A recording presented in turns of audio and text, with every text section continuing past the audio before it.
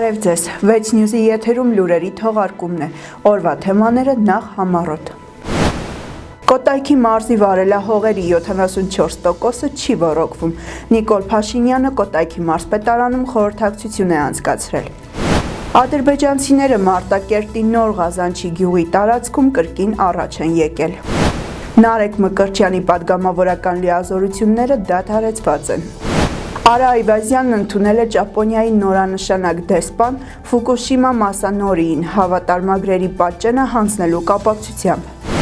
Նախագահ Արմեն Սարգսյանը հայ գերիների հարցով նամակներ է հղել Եվրոպայի խորհրդի և ԵԱՀԿ գլխավոր քարտուղարներին։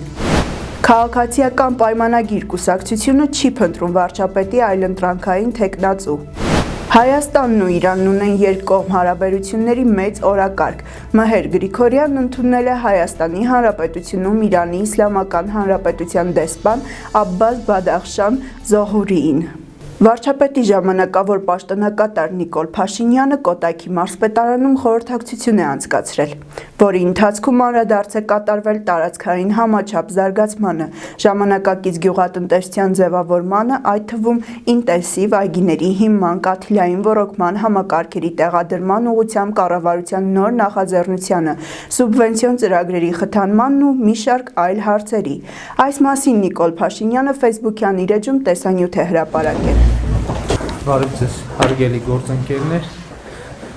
այսօրվա մեր խորհրդակցությունը անցկացնում ենք Կոտայքի մարզում, կքննարկենք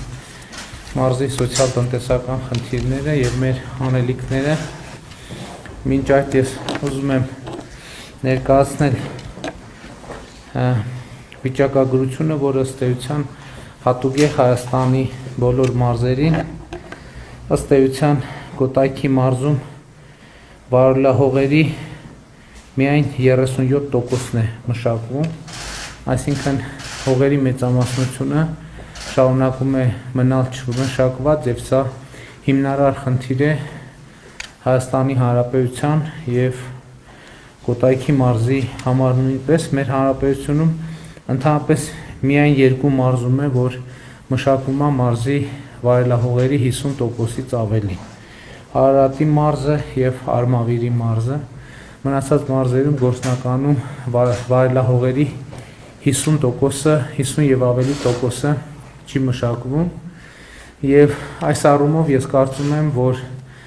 մենք նաև խնդիր ունենք մինչև այժմ կառավարության ընդունած ծրագրերի բովանդակության մասին հանրությանը իրազեկելու, որ մարդիկ տեսնեն, թե ինչ հնարավորություններ կան գյուղատնտեսության ոլորտում աջակցություն ստանալու և նաև մենք կարծում եմ, որ մենք պետք է նոր ծրագրեր ներդնենք, այս առումով ես կարևոր եմ համարում այն գաղափարը, որ մենք պատրաստվում ենք առաջիկայում ծրագիր ներդնել, համաձայն որի, որ եթե որևէ հողատարածքում տնտեսվարողը անցնում է կաթիլային ոռոգման կամ անձրևացման, 5 տարի ոռոգման ջրի վարձավճարից կազատվի, սա կարևոր է և իհարկե մենք առաջիկայում դե յուրե որոշումը կընդունենք և կկանոնակարգենք, թե ինչպես է այդ գործընթացը տեղի ունենալու։ Ես ուզում եմ ասել, որ մեր հանրապետությունում նաև էս էլ է կարևոր վիճակագրություն, որ վարելահողերի 74%-ը չի ոռոգվում ընդհանրապես և Կոտայքի մարզում ճշգրիտ համընկնում է չոռոգվող հողատարածքների չափաքանակը հանրապետության հետ, 74%-ը Կոտայքի մարզի հողերի չի ոռոգվում և մենք այս ուղղությունները պետք է մեզ համար առաջնահերթություն լինեն, այսինքն մեր աշխատանքային պլաններում մենք պետք է տարեցտարի ունենանք վիճակագրության որոշակի փոփոխություն, որ թե ինչքանով ավելացավ մշակվող հողատարածքների քանակը հանրապետությունում և մարզում։ Ադրբեջանցիներն Արցախի Մարտակերտի շրջանի Նոր Ղազանչի գյուղի հարակից իրենց դիրքից կրկին առաջ են եկել։ Տեղեկությունը Սպուտնիկ Արմենիայի հետ զրույցում հայտնել է Մարտակերտի շրջվարչակազմի ղեկավար Հայկ Բախշյանը։ Նա նաև տեղեկացրել է, որ տեղի ղեկավարությունը հետևողական է այս պահին զբաղվում են այդ հարցով։ Նոր Ղազանչիի գյուղապետ Ռուսլան Արստամյանի խոսքով այս պահին բանակցություններ են ընթանում ռուս խաղաղապահների և պաշտպանության բանակի ներկայացուցիչների մասնակցությամբ։ Հիմա ադրբեջանցիների դիրքերը գտնվում են գյուղից մոտ 1,5 կիլոմետր հեռավորության վրա։ Հիշեցնենք, որ ապրիլի 25-ի երեկոյան ադրբեջանցիները Մարտակերտի շրջանի Նոր Ղազանչի գյուղի վարչական տարածքին պատկանող իրենց դիրքից 370 մետր առաջ էին եկել։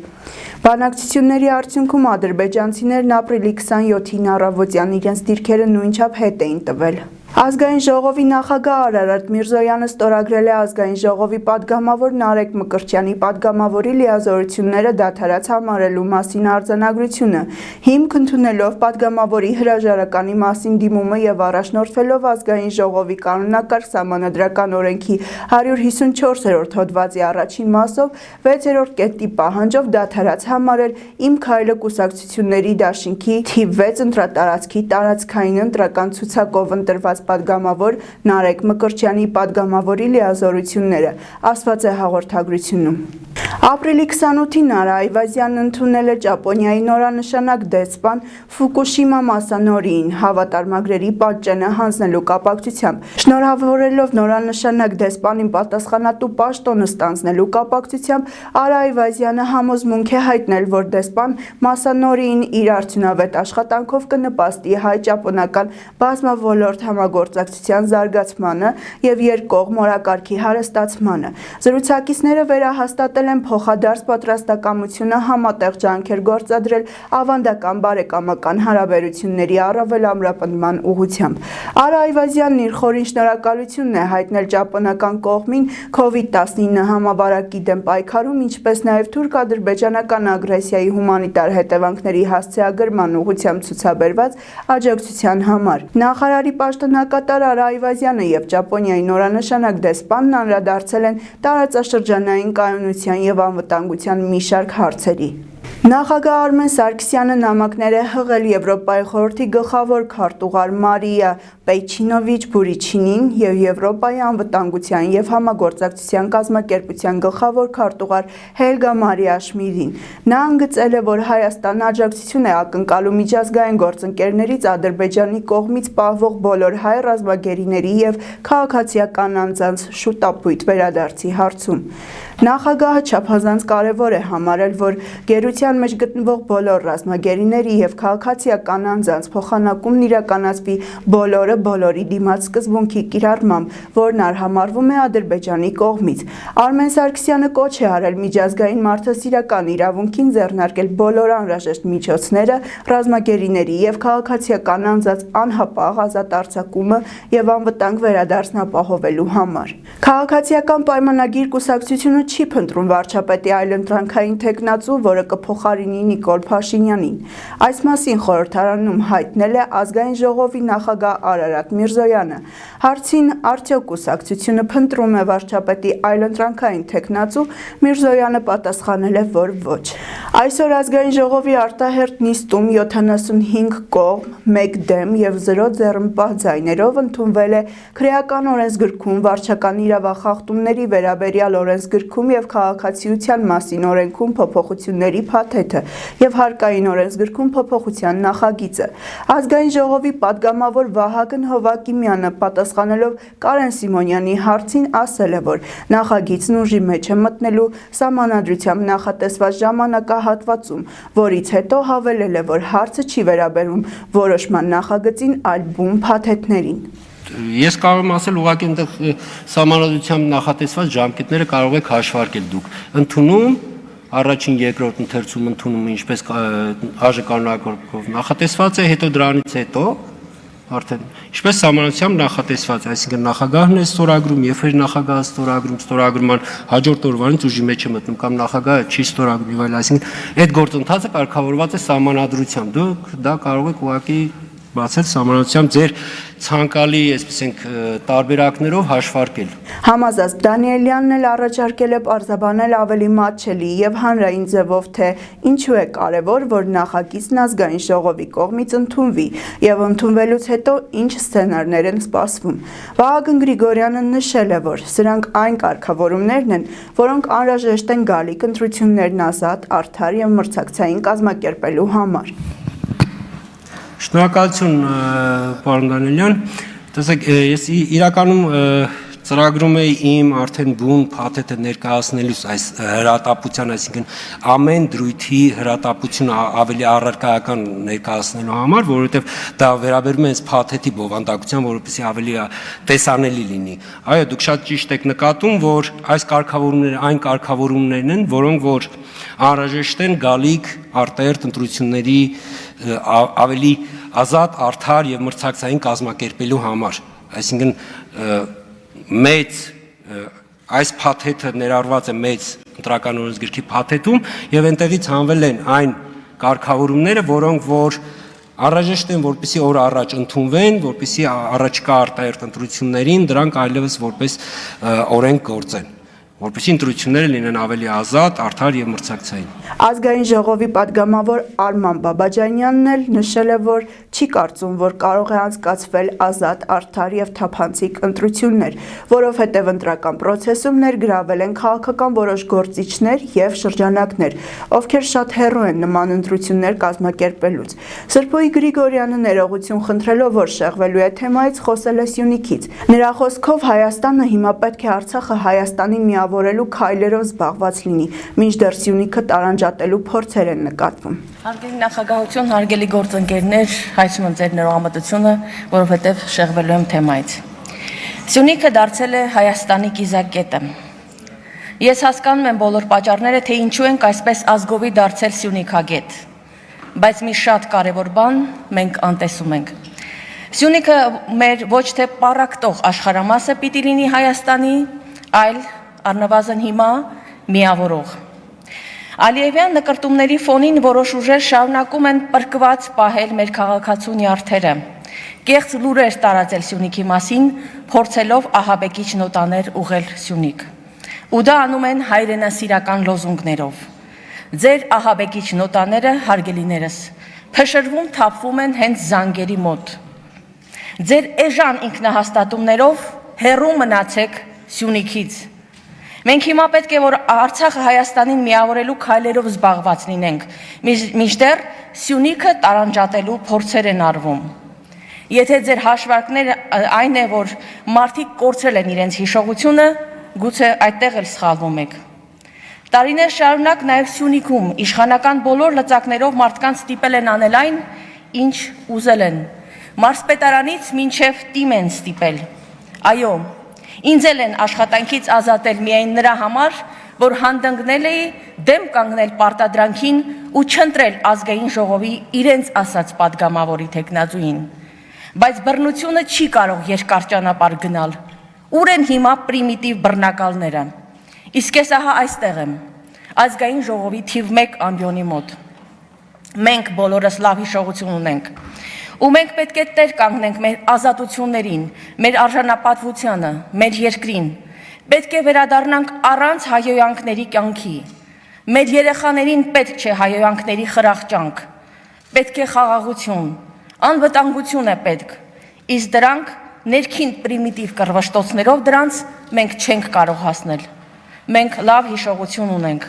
Եվ որևէ մեկը հույս չունենա, թե գյադայական պահվածքով կարող է երկար ճանապարհ անցնել, տեղային բռնություններ բեմադրել եւ ընտրություններին պարտադրել փորձել։ Մենք եւ ես ամբողջ ընթացքում Սյունիքում եմ լինելու, կանգնելու ենք բոլոր ազատ ընտրել ցանկացող քաղաքացիների կողքին։ Մեր թիվ 1 օրակարգը պետք է լինի բանակի արդիականացումը, սոցիալական բեռի թեթևացումը ու մեր երկրի ժողովրդագրական եւ մյուս ռազմավարական խնդիրների լուծումը։ Քաղաքացիների խնդրանքով նաեւ պիտի անդրադառնամ ազգային ժողովի падգամավորների խոսքին Սյունիքի հետ կապված։ Տիկնանցից մեկը նշել էր. «Այդ Սյունիքում բոլոր մեղավորները վերջացնում են, պետք է պատժվեն»։ Այո, ամենուր պետք է պատժվեն մեղավորները, բայց Սյունիքի մասին խնդրում եմ, պահանջում եմ, շատ զգույշ խոսեք։ Ու այդ Սյունիքը այն Սյունիքն է, որտեղ թեժ մարտերով տնավորվելու հայապաշտպան ու հայաստանապաշտպան գործողություններ են իրականացրել Անդրանիկն ու Նժդեհը, ումից մինչև հիմա սարսափում է թշնամին։ Մեր մյուս պատգամավորը եկել այստեղից անհասկանալի ջղաձգումներ էր անում, թե բա սարքում ենք, էլի ասում եք Սյունիքի այս դպրոցը, այն մանկապարտեզը, հա բա պիտի ասեմ, որպեսզի ամրացնենք մեր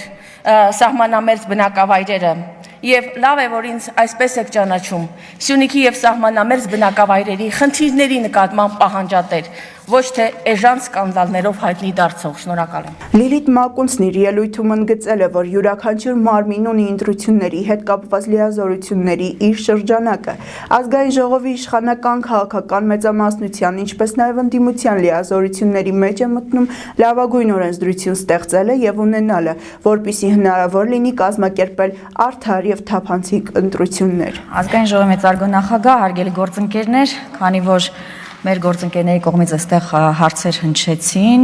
ուզում եմ անդրադառնալ այդ հարցերին։ Նախ ընտրությունների անցկացման համատեքստում եկեք ընդգծենք, որ յուրաքանչյուր մարմին ունի իր լիազորությունների շրջանակ ընտրությունների հետ կապված։ Ազգային ժողովի իշխանական քաղաքական մեծամասնության, ինչպես նաև ընդդիմության լիազորությունների մեջ է մտնում լավագույն օրենսդրությունը ստեղծելը, լավագույն օրենսդրությունը ունենալը, որպեսզի հնարավոր լինի կազմակերպել արդար եւ թափանցիկ ընտրություններ։ Ընտրությունների կազմակերպման համատեքստում պարոն Բաբաջանյանը հնչեցրեց այդ հարցը։ Ընտրությունների կազմակերպման համատեքստում հատուկ դեր ունի եւ առաջնային կարևորագույն դեր ունի կենտրոնական դրական հանձնաժողովը։ Կան նաև այլ ստորաբաժանումներ եւ այլ մարմիններ, որոնք ունեն առանձին գործառույթներ։ Այնպես որ եկեք հստակ առանձնացնենք, թե որն է ազգային ժողովի քաղաքական մեծամասնության ընդդիմության դերը այս հարցում։ Ինչ վերաբերում է նախագահի հետ աշխատանքին, ուզում եմ տեղեկացնել, որ դեռևս 2020 թվականի դեկտեմբերի վերջին ես եւ իմ գործընկեր Համազազու Դանիելյանը նախագահի հետ ունեցել ենք հանդիպում եւ ներկայացրել ենք ոչ միայն կուսակցությունների մասին օրենքի նախագիծը, այլ նաեւ ներկայացրել ենք ընդհանուր ընտրական օրենսգրքի փաթեթի մասին տեղեկությունը։ Դրանից հետո նաեւ մենք աշխատել ենք ոչ միայն, ինչպես տեղյակ եք, մենք ընտրական օրենսգիրքը ընդհանուր առմամբ բաժանել ենք 3 մասի։ Առաջինը համամասնական ցուցակի հետ կապված էր, որը արդեն ընդունվել է եւ ստորագրվել է ազգային ժողովի նախագահի կողմից։ Երկրորդը այսօր ենք քննարկում, որը վերաբերում է քրորին եւ բիվոյին։ Եվ երրորդը կլինի արդեն մյուս փաթեթը։ Այո, ես անձամբ նախագահի աշխատակազմին ուղարկել եմ այն փաթեթը, որի վերաբերյալ Վենետիկի հանձնաժողովը տվել է դրական եզրակացություն։ Այո, եւ նաեւ առաջարկել եմ, որպեսզի որ եթե անհրաժեշտություն լինի, ապա նախագահի աշխատակազմի կազմակերպմամբ եւ ցանկացած օր, ցանկացած ժամի մենք պատրաստ ենք քննարկել առանձին դետալներ եւ հասկանալ այդ թվում իգիտություն ընդունել նաև բովանդակային առումով իրենց դիտարկումները, եթե այդպիսի կունենան։ Դեռևս այդ առումով արձագանք չեմ ստացել, բայց ամեն դեպքում մենք պատրաստ ենք։ Շնորհակալություն։ Փոխվարչապետ Մհեր Գրիգորյանն ընդունել է Հայաստանի Հանրապետությունում Իրանի Իսլամական Հանրապետության դեսպան Աբբաս Բադախշան Զոհուրիին։ Զրուցակիցները քննարկել են երկկողմ հարաբերությունների զարգացման հնարավոր ուղղությունները, անդրադառնալով էներգետիկայի, տրանսպորտի եւ տնտեսության ոլորտներին։ Քննարկման ընթացքում մտքեր են փոխանակվել նաև ԵԱՏՄ շրջանակներում համագործակցության ընդլայնման, ինչպես նաև որպես ԵԱՏՄ անդամ Հայաստանի միջոցով միության շուկա Իրանի մուտք գործելու հեռանկարի շուրջ։ Մհեր Գրիգորյանն ու Աբբաս Բադախշան Զոհուրին երկուստեք ընդգծել են երկկողմ հարաբերությունների զարգացման համար առկա մեծ ներուժը եւ այդ ուղղությամբ համատեղ ջանքեր գործադրելու անհրաժեշտությունը։ Քննարկվել են երկու երկրների մասնավոր հատվածների միջև շփումների ակտիվացման հնարավորությունները եւ դրա համար առկա բոլոր նախադրյալները։ Անդրադարձ է կատարվել նաեւ տարածաշրջանային զարգացումներին, ինչպես նաեւ կորոնավիրուսի դեմ պատվաստման գործընթացներին։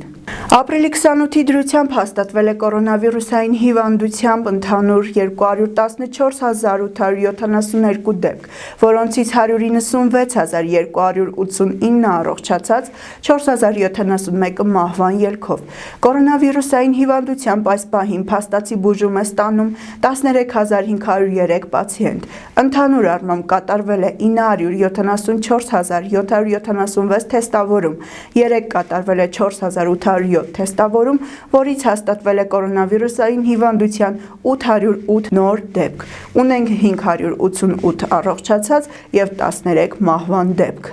Ազգային ժողովի նախագահ Արարատ Միրզոյանը ելույթ է ունեցել խորհրդարանականների դերը միջազգային խաղաղության եւ վստահության ամրապնդման գործում խորհրդարանների ղեկավարների հանդիպմանը։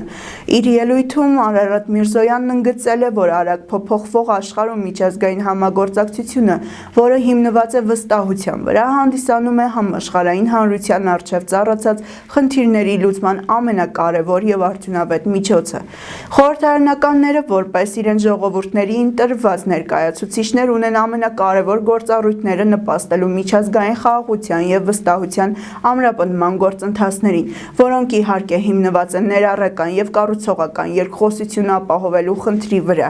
եւ օրենսդիրները կարող են կարևոր դեր ունենալ նման երկխոսության կազմակերպման գործում, որն ուղղված է ապահով, հուսալի, կայուն եւ խաղաղ համայնքի ստեղծմանը։ Միայն ադրբեջանական ագրեսիայի հետևանքների վերացումը եւ ժողովրդի ինքնորոշման իրավունքի հիման վրա Լեռնային Ղարաբաղի կարգավիճակի որոշումը կարող են պայմաններ ստեղծել տարածաշրջանում խաղաղության եւ կայունության համար։ Փոխվարչապետ Տիգրան Ավինյանն ու առողջապահության նախարար Անահիտ Ավանեսյանն այսօր պատվաստել են AstraZeneca պատվաստանյութով։ Ավանեսյանը պատվաստումը ստացել է լրատվամիջոցների ներկայությամբ, դրանից առաջ անցնելով անհրաժեշտ զննում։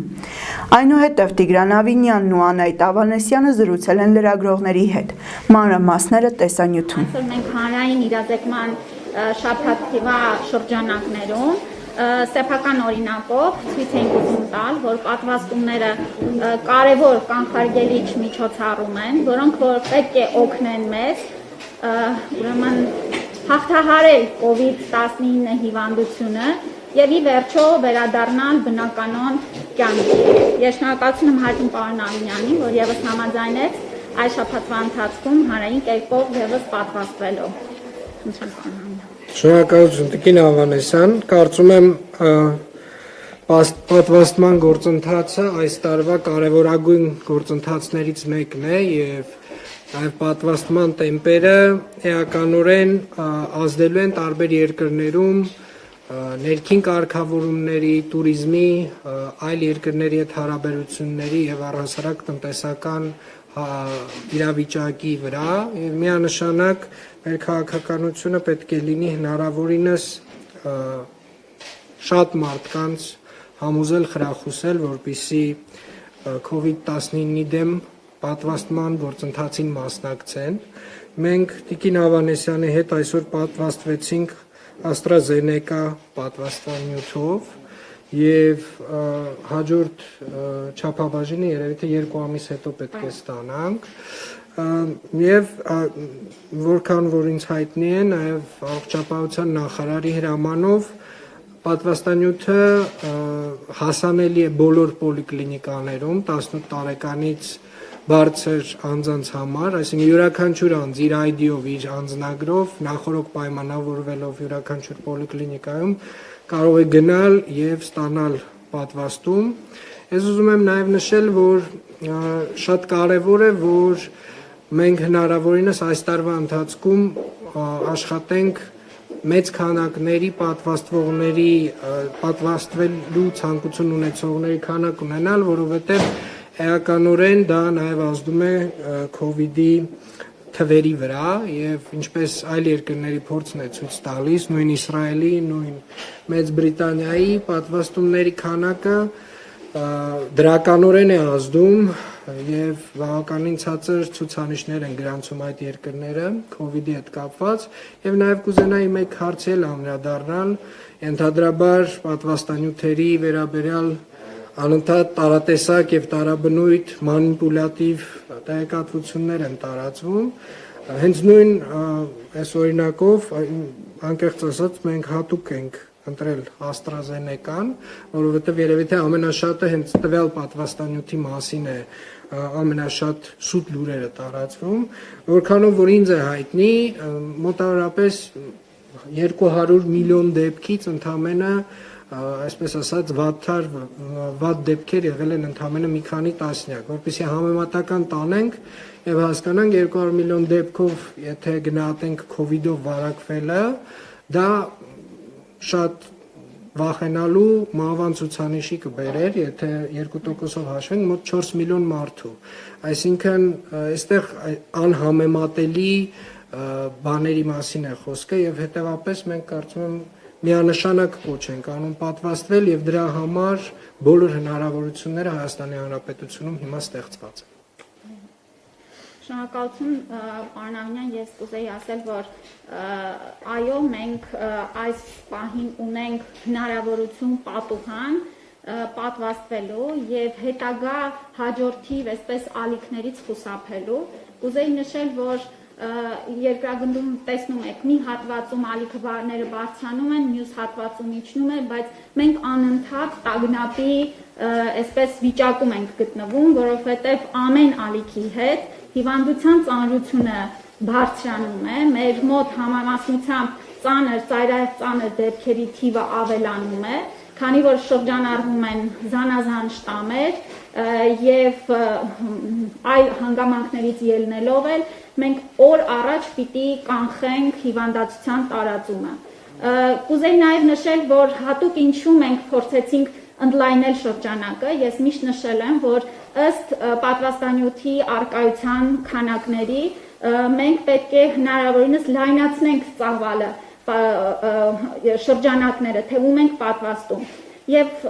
վերջերս ունենք օրինակ երկու հղիներ, որոնք որ ծայրահեղ ծանր վիճակում տեղափոխվել են հիվանդանոց եւ մեր կարծիքով, եթե օրինակ նրա բարեկամները, ովքեր որ ռիսկի խմբի մեջ չեն ներառված, պատվաստված լինեին, այդ հղիները նման ուրեմն ծայրահեղ վիճակում չէին հայտնվի եւ կան շատ ավելի այլ դեպքեր եւ մեր նպատակն է հնարավորինս մեծ թվով ունենալ քաղաքացիների պատվաստված քաղաքացիներ, որոնք կապահովեն հանրային իմունիտետը եւ մենք ի վերջո ստեղծենք ասենք այս համընդհանուր արհավիրքին կարելի ասել։ Շնորհակալություն։ Այսօրվա համար պատրաստել էինք այսքանը, կհանդիպենք վաղը նույն ժամին։ Ցտեսություն։